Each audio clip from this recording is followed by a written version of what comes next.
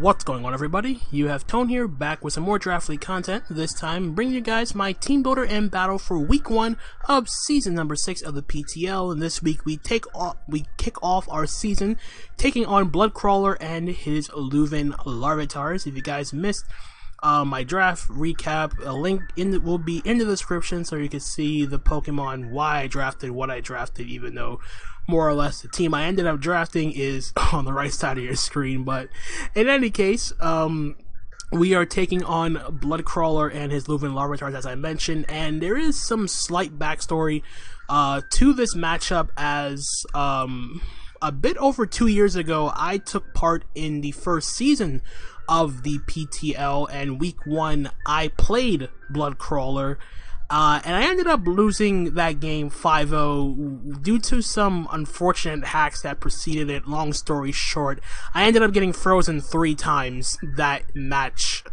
which was not pretty at all, not gonna lie. That was not fun whatsoever, getting frozen so many times like that by a Porygon 2 and a Metagross, no less. But nonetheless, here we are playing Bloodcrawler again, week 1, and he has a very threatening team regardless. You see his team consisting of the Tornadus Therian, Mega Charizard X, Kartana, Primarina, Nidoqueen, Conkeldurr, Vikavolt, Skuntank, Meloetta, and Shedinja. So a very formidable team I had to prep for, as it was not easy whatsoever. There were a few things I had that I was really worried about. More often than not, I think the main threat to the team that I ended up bringing that I really didn't feel that comfortable prepping against was definitely the Primarina, because of the fact that, as you can see on your screen, I did not bring my Ferrothorn, and Ferrothorn was the only thing that on my team that resisted both water and fairy. But the problem is, if I brought Ferrothorn on the Primarina, he flip turns out into the Tornadus, the Charizard, the Nidoqueen with fire coverage, the Skuntank with fire coverage. Yeah, the matchup for Ferrothorn really wasn't that good, to the point where I had to change my team to a point where I had to be more aggressive against Primarina, and pretty much all of his offense just breaks down my defense so well, to the point where I cannot bring a bulkier team against something like this, something so momentum oriented, with pivots like the Tornadus, the Primarina, even the Nidoqueen can be a bit problematic in regard to that. And then he has the Revenge Killer, like the potential Choice Guard of Kartana. +1 Mega Charizard X is always an issue for any unprepared team. So yeah, prepping against those mons was definitely not easy in any way, shape, or form, especially considering I went with the bare minimum of 9 Pokemon, so I don't have that extra luxury of having the 1 or 2 extra mons that would potentially have helped. But at the same time, I chose this route, and this is what I ended up going with in terms of my team. So just to quickly run down the team I did end up building for this matchup, first off is the Mega Gallade with Substitute, Drain Punch, Zen Headbutt, and Knockoff.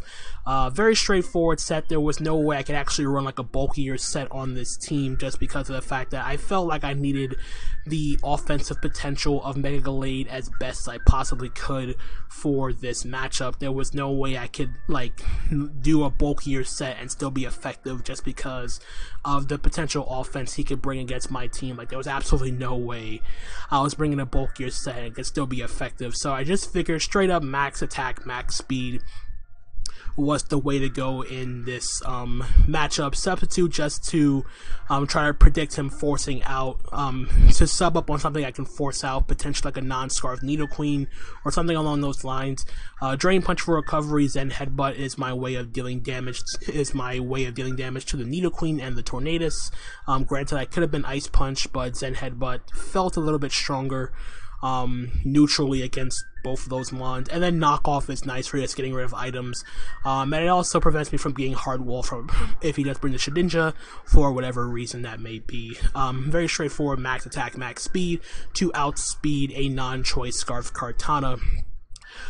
Next up, I did bring my Clefable. This is a more, this is one of my favorite sets to run on Clefable, Tank Fable, just because of the fact that it combines the natural bulk of Clefable with the offensive presence of Life Orb, so you're not really stuck in a rut in between being defensive and offensive. This is kind of like the middle ground of those two sets, as it allows me to still take hits from, like, Tornadus. I can take, like, I believe I can still take Life Orb Sludge Wave from Tornadus from full, and pretty much knock it out if he's not Assault Vest with Ice Beam, or do a crap ton of damage with Ice Beam. And then Moonblast for general neutral coverage against his team, and Knockoff is mainly just there for getting rid of items, and more so prevents me from getting hard walled by Shedinja if he doesn't decide to bring that for whatever reason. I could have been Teleport on Clefable over Knockoff, to be perfectly honest, but I felt like just staying in and getting the damage off on certain Pokemon would help me out a little bit more in the long run. So as for the investment, with 140 speed EVs on my Clefable, I outspeed Adamant Max Speed Conkeldurr with 252 HP and 4 in... with 252 HP and 4 in defense, I take a Jolly Max Attack, Flare Blitz from Mega Charizard X from full, and the rest I just threw in a special attack with a Modest Nature to hit as hard as possible with Moonblast and Ice Beam. Nothing really else to say in that regard. Next up is my Heavy Duty Boots Scolipede with Sword Stance, Mecha Horn, Poison Jab, and Earthquake. This is my hopefully late game cleaner. If everything goes well, I'm able to chip away at stuff like the Kartana, that is pretty much the main obstacle for this set, and well, more or less the Shedinja, as I have no way of hitting that thing super effectively. Contemplated like Throat Chop just for the sake of paranoia, but I feel like in the long run, it wouldn't benefit me if I ran Throat Chop. I guess it also hits the Meloetta, but so does Mega Horn, so there was no real point in trying to force the issue against a Pokemon like Shedinja that I felt like I was covered for anyway. So this is a very straightforward set with enough speed for Kartana, so after a +1 speed, after a speed boost, I outspeed a Choice Scarf Kartana, Sword Stance, so I can get an SD up on potentially something a bit more passive, something maybe like a Vikavolt, not entirely sure if he's like choice specs, well, not really choice specs, but Heavy Duty Boots, Volt Switch still hurts a crap ton, so I do have to be careful about that. Mega Horn and Poison Jab just for general dual stab coverage, and then Earthquake is there to hit the Nidoqueen as hard as I possibly can.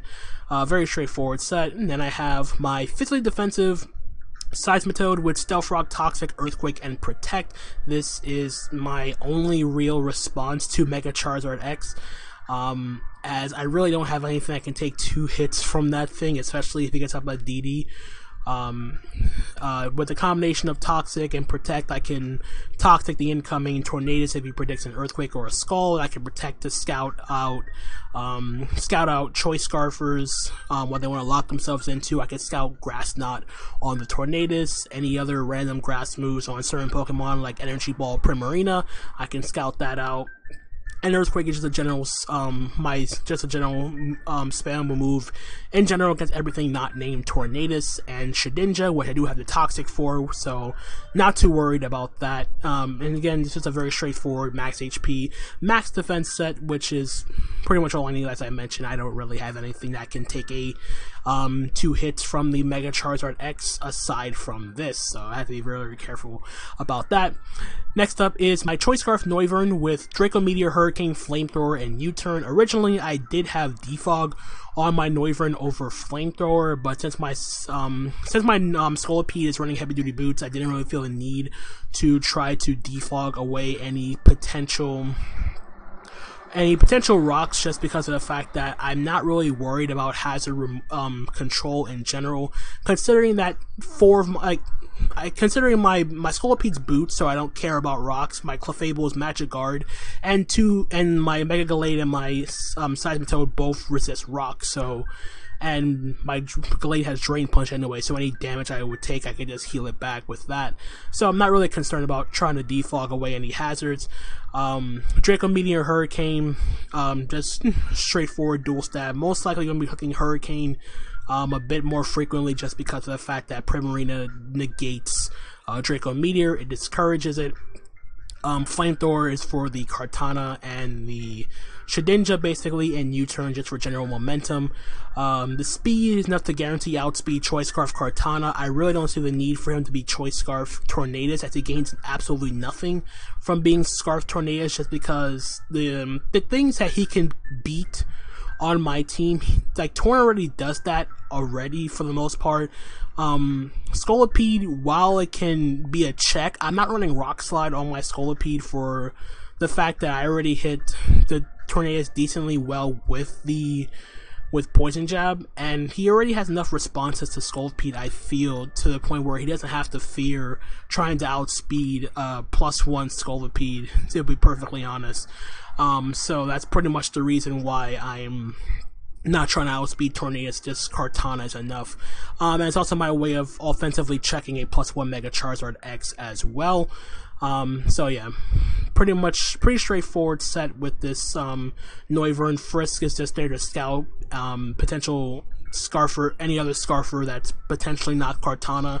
And I can scout items in general for the rest of his team as well. And then lastly is my Assault Vest Electros with Thunder Punch, Aqua Tail, Flamethrower, and U-turn.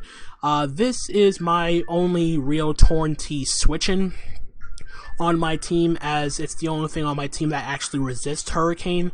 So the problem with that is I bring in Electros, he U-turns out, and then things get a little bit more dicey in that sense, because this allows setup for the Charizard. I don't really have a way of hitting Charizard all that hard, as Charizard 4 times resists. I'm at 4 times resist. It resists the Thunder Punch. Aqua Tail, while I'm running a lot of attack investment, it's not really doing that much, especially if it's a bulkier set. Flamethrower, I literally just have there for the Kartana and the Shedinja, and U-turn for general momentum. With 252 HP and 44 in special defense with my Assault Vest, I can guarantee live 2 modest Sheer Force Life Orb Sludge Waves from Nidoqueen after Stealth Rock, and the rest I just threw into attack, which allows me to 2 KO Nidoqueen, I believe. Even with my investment, I can still 2 KO Nidoqueen with Aqua Tail. That's the main reason why I have it on there. Thunder Punch for general coverage against everything else, mainly the Tornadus. Flamethrower, as I already talked about, and U-turn for momentum, and that is pretty much going to be the team. Apologies if it's a little bit on the long side. I'm going to try to shorten it. But I felt like I explained my team as best as I possibly could. And with that out of the way, let's just skip over to the battle and see how we did. Alright, so here we are with the battle against Bloodcrawler, and the first thing you notice, he pretty much brought everything I expected him to bring. The other thing was, why I didn't bring the other 3 Pokemon. I already talked about Ferrothorn up for a bit. Blacephalon was a bit harder to justify because of the fact that, if he is indeed Choice Scarf Kartana, he kills me with knockoff if I'm not like the speed boosted nature set, and if I am the speed boosted nature set, I don't deal that much damage to Primarina because I'm not max special attack, and he already has 2 mons that sort of discourages Shadow Ball as if he did end up bringing the Meloetta. I felt like the toss-up was going to be either Meloetta or Skunk Tank. Both kind of discouraged me locking myself in the Shadow Ball. Granted, there is no more pursuit on Skunk Tank, but still, the fact that he brought Meloetta over Skunk Tank pretty much means that he wanted to shut down Blacephalon as best as he possibly could. So yeah, as for everything else I pretty much expected him to bring the Charizard X, Kartana, Torn, Primarina, and the Nidoqueen. Now in terms of potential leads, I figured on his end, his most obvious lead would be the Tornadus, and to counteract that, I felt like my safest lead would be Electros, just because it's the only thing on my team that could take any one hit from 5 of his 6 mons. If he leads off with Kartana, he stays in, I kill it with Flamethrower. If he leads off with Torn, as I'm expecting him to lead off with, I can go for Thunder Punch, Meloetta. I could probably just U-turn out on that. I don't know what his set would be. Primarina, doubt he would lead it. It's potential lead. And then if he leads up with Nidoqueen trying to get up his Stealth Rock, I 2 KO that thing with Aqua Tail.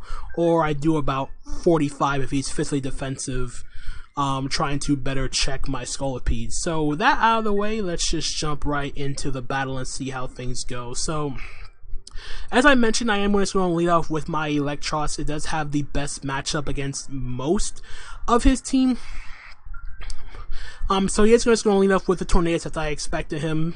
He's actually going to make a hard switch into his Nidoqueen. So right away, I'm thinking that the fact that he made the hard switch in the Nidoqueen instead of just going for U-turn means he more likely doesn't have U-turn. So I'm probably looking at like a straight up 4 attack set with like Hurricane, Sludge Wave for the Clefable, Grass Knot for the Seismitoad, and either like Heat Wave or Icy Wind for my Leuven. That's pretty much the sets going through my mind on the Tornadus, and I just go straight for the Thunder Punch in case he tries to like either knock me off or just goes for the U-turn, or just try to U-turn out and try to make the middle ground play, expecting me to go for like a momentum move of my own.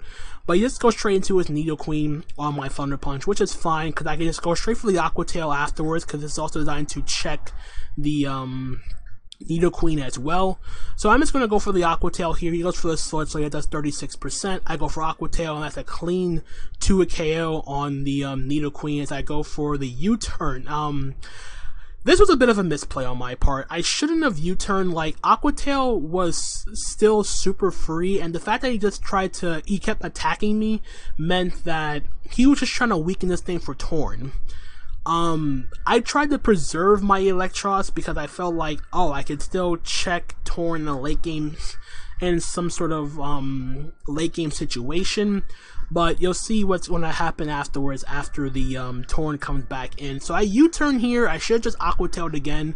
And I ended up going to Seismitoad here, and the fact that the reason why I went Seismitoad as opposed to going to like Nidoqueen, not Nidoqueen, as opposed to going into Scolipede was the fact that he Sludge Wave twice. I didn't really do it. I didn't calc the damage on my Electros because I EV'd myself to live 2 modest Sludge Waves. I didn't calc the Sludge Wave damage after the first time he went for it, and that did roughly 36%, I want to say. Yeah, it did 36% and did 34%.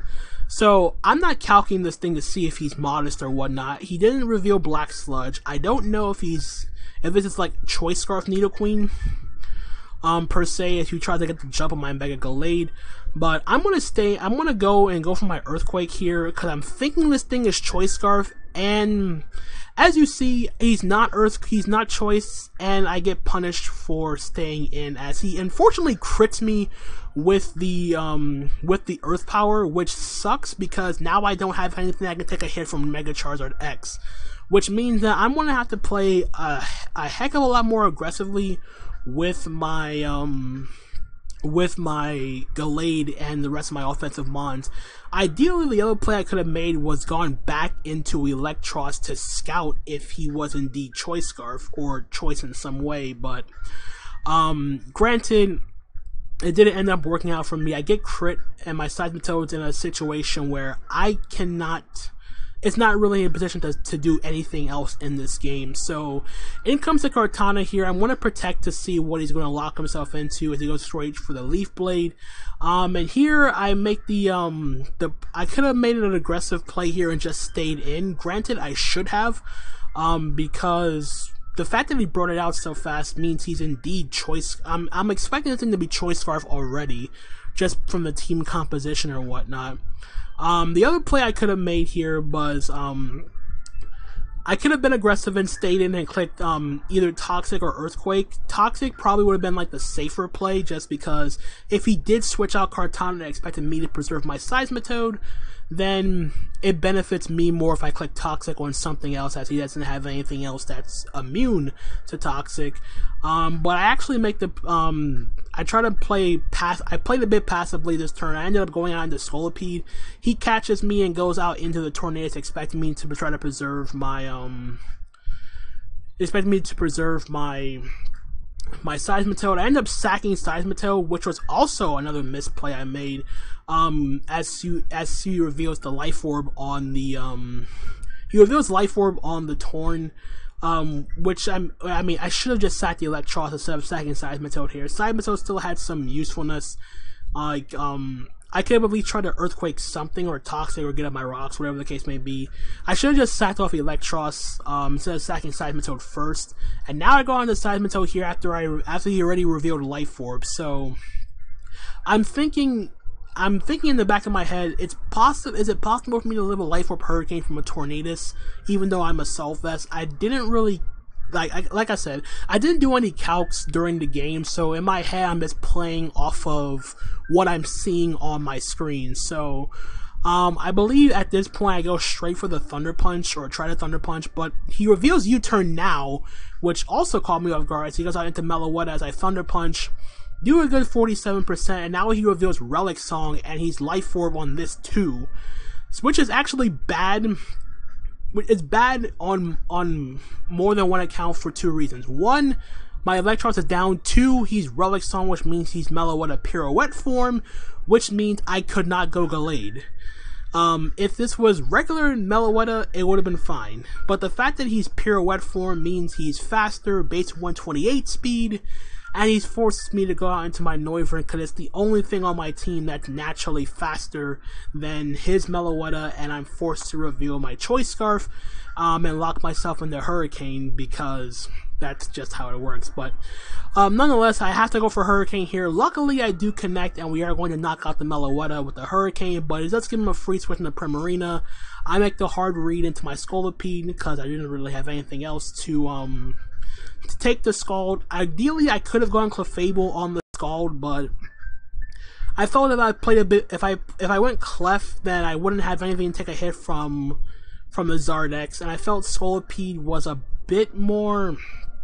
I felt a bit more redundant trying to set up with the Scolipede as opposed to going out into Clefable, because I felt that Clefable still could have put in some work against his team, and I felt that trying to get Scolipede to weaken stuff for Clef would be better than going Clef and doing the inverse. So at this point, I'm going to go straight for the Poison Jab here as he makes the pivot out into his Tornadus.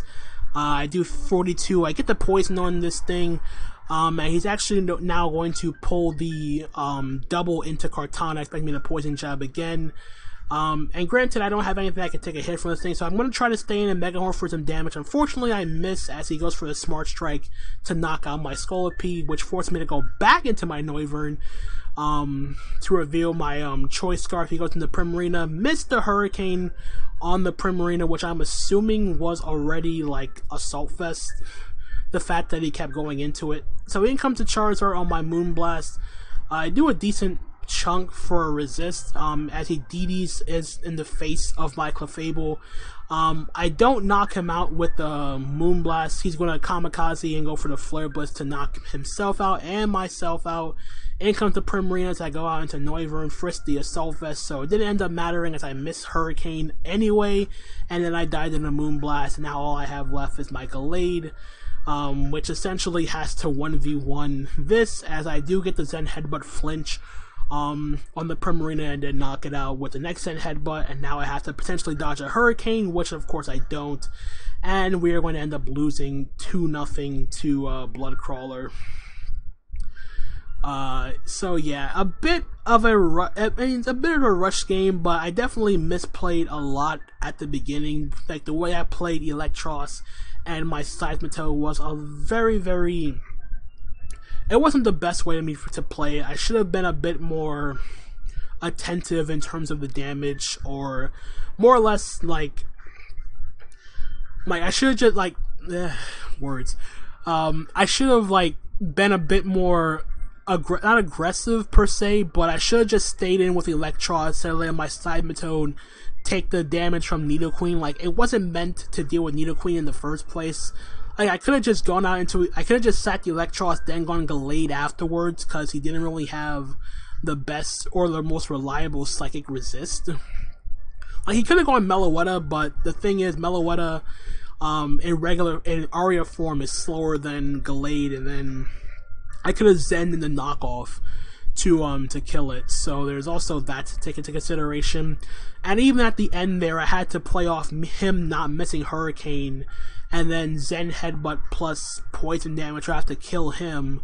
Then I would probably have to live, and I'm assuming he had Aerial Ace on the Kartana, or he just go to a Leaf Blade. So if I lived any of those hits from the Kartana, I would have to knock off in the Drain Punch, which I don't think would have killed Kartana anyway, because while Kartana is not the bulkiest Pokemon, it does have some good physical defense. So yeah, I think either way, it would have been a tough hill to climb in the end. But nonetheless, we are going to start the season 0-1. At least this time around against Bloodcrawler, the hacks wasn't as bad as before. Like, granted, I mean, between Cyberso getting crit and me missing like 2 Hurricanes, I believe it was 2, I'm not entirely sure.